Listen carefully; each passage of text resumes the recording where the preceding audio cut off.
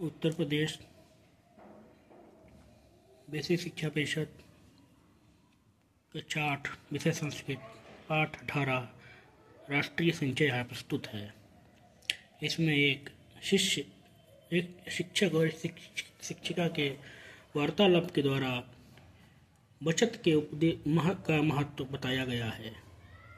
गौरी नामक छात्रा अपने शिक्षक से पूछती है, गुरु अस्मिन् वृक्षे किम लंबते, हे गुरु इस वृक्ष पर यह क्या लटक रहा है। शिक्षक कहते हैं, गौरी किम तुम एतत् न जानासि, हे गौरी क्या तुम इसको नहीं जानती हो। गौरी कहती है, अहम न जाना, मैं नहीं जानती हूँ। गुरु किम इदम, हे गुरु यह क्या है।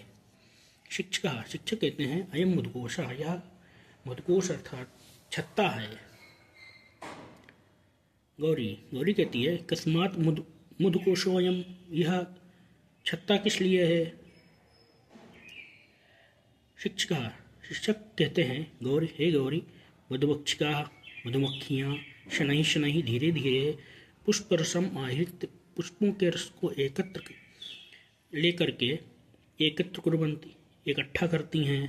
तत्र क्रमेण एकेन बिंदुना इह पर्याप्तम मधु संचितम भवति, तब क्रमशः एक एक बूंद से यहाँ पर्याप्त शहद एकत्र हो जाता है। तत्रैव मक्षिकाः स्थित्वा मधु रक्षन्ति, इसीलिए मक्खियाँ अर्थात मधुमक्खियाँ स्थित होकर के शहद की रक्षा करती हैं। कोऽपि मधु ग्रहीतुम् आयात् तदा मक्षिकाः तं दशन्ति, जब कोई मधु अर्थात शहद को लेने के लिए आता है तब मधुमक्खियाँ उसको काट लेती हैं, डस लेती हैं। गौरी कहती है, हे गुरु एकेन बिंदुना कथम एतावान् महान् मधुकोशः जायते, एक एक बिंदु से किस प्रकार से इतना बड़ा शहद का छत्ता बन जाता है। शिक्षक कहते हैं, तुम नहीं जानती हो। इदम वचनम प्रसिद्धम अस्ति, यह वचन प्रसिद्ध है। जल बिंदु निपातेन क्रमशः पूर्णते घटः, जल की एक एक बिंदु गिरने से क्रमशः घड़ा भर जाता है। अर्थात यथा एकस्य जल बिंदु पातेन, अर्थात जैसे जल की एक एक बिंदु के गिरने से क्रमशः घटः पूरितो भवति, घड़ा क्रमशः परिपूर्ण हो जाता है। तथा अब एकस्य मधुबिंदु संचयन, उसी प्रकार से मधु की एक एक बूंद के संचय से महान मधुकोशः जायते संजातः, शहद का बड़ा कोश एकत्र हो जाता है, निर्मित हो जाता है। गौरी कहती है, आम ज्ञातम, अच्छा जान लिया। अहमपि एकस्य पड़स्य संचयन 100 रूप्यकाणि संचितवती, मैंने भी एक एक पैसा संचित करके 100 रुपये इकट्ठे किए हैं। शिक्षक कहते हैं, एतस्य द्रव्यस्य प्रयोगम तुम कथम करिष्यसि, तुम इस धन का प्रयोग कैसे करोगी। गौरी कहती है, हे गुरु मया यह दूरदर्शने दृष्टम, मेरे द्वारा कल दूरदर्शन पर देखा गया, यत् अनेके जनाः जलप्लावनात् पीड़िताः सन्ति, कि अनेक लोग बाढ़ से पीड़ित हैं। अतः पीड़ित जनानां सहायताम् अहम् अनेन द्रव्येण करिष्यामि, अतः मैं इस धन से बाढ़ पीड़ित लोगों की सहायता करूंगी।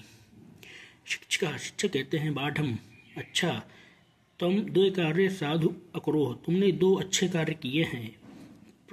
प्रथमम स्वव्ययार्थम प्राप्त धन से संचय, पहले अपने व्यय के लिए प्राप्त धन का संचय। द्वितीयम च, और द्वितीय कार्य तस्य संचितस्य धन से, उस संचित धन का जल प्लावन पीड़ित जनानां सहायतार्थम, बाढ़ से पीड़ित लोगों की सहायता के लिए प्रदान किया। कक्षायाम अन्यान् छात्रान् संबोध्य, कक्षा में अन्य छात्रों को संबोधित करके शिक्षक छात्रों गौरीं पश्यत, गौरी को देखो, अनया स्वव्ययार्थम प्राप्त धनस्य न केवलम संचयः कृतः, इसके द्वारा न केवल अपने व्यय के लिए, अपने खर्च के लिए प्राप्त धन का संचय किया गया, अपितु जलप्लावन पीड़ितेभ्यः प्रदाय सदुपयोगः कृतः, अपितु बाढ़ पीड़ित लोगों के लिए दे करके उस संचित धन का सदुपयोग भी किया गया। गौरी हे गुरु धनसञ्चयस्तु कोषालय माध्यमेन पत्रालय माध्यमेन च भवति। धन का संचय तो बैंक और डाकखाने के माध्यम से होता है। कृपया भवान तद विषय अस्मान् उपदिशतु। कृपया आप उसके विषय में हमको बताएं। शिक्षक कहते हैं साधु। छात्राः बहुत अच्छे। छात्रों देशस्य आर्थिक विकासाय सामाजिक विकासाय औद्योगिक विकासाय च धनम आवश्यकम। देश के आर्थिक सामाजिक और औद्योगिक विकास के लिए धन आवश्यक है। धन प्राप्ति साधनेषु करग्रहणम उद्योगानाम उत्पादनम निर्यातश्च सन्ति।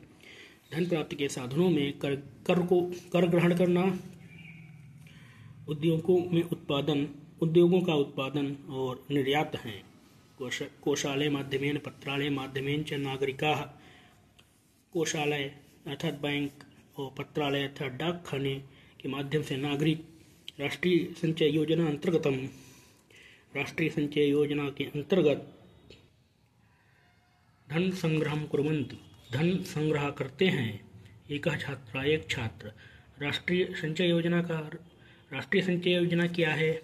शिक्षक कहते हैं शासन के द्वारा नगरेषु ग्रामेश्च नगरों और ग्रामों में कोषालयानां पत्रालयानां च शाखाः स्थापिताः सन्ति। बैंकों और डाकखानों की शाखाएं स्थापित की गई हैं।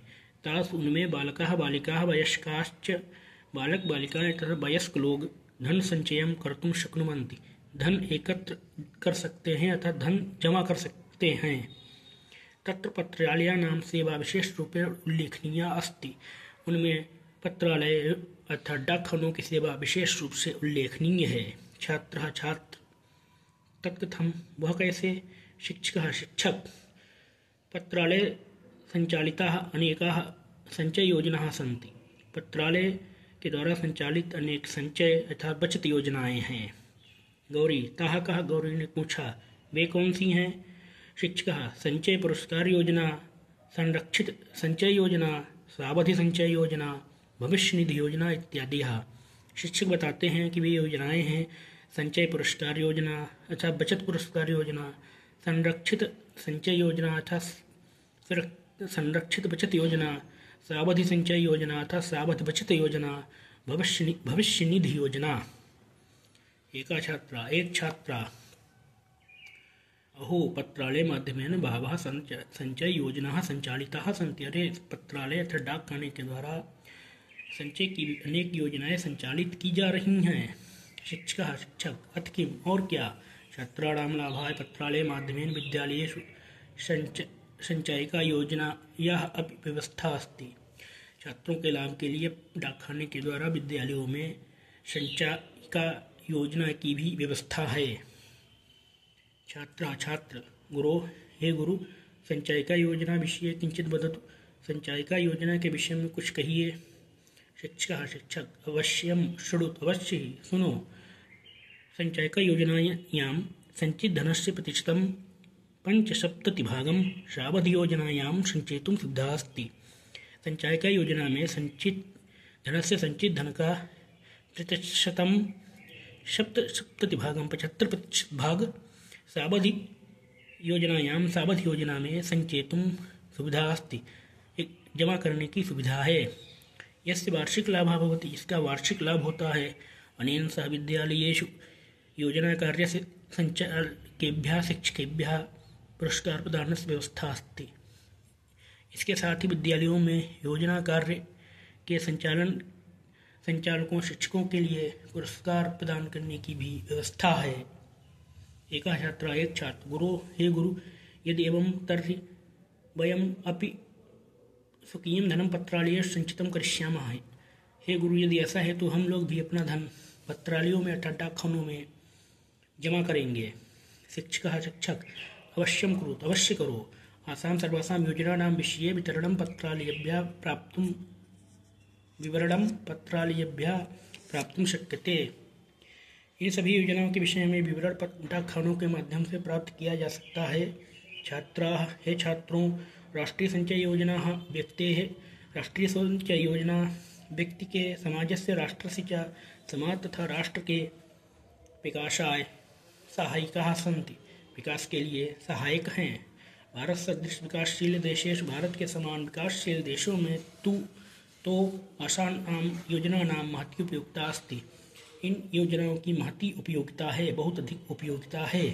युक्तम कहा भी गया है, क्षणशः कणश्चैव विद्यामर्थं च चिन्तयेत्।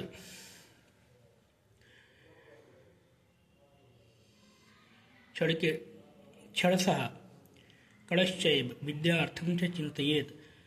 ये प्रत्येक क्षण विद्या का चिंतन करना चाहिए और एक एक कण, एक एक पैसा एकत्र करके धन का संचय करना चाहिए।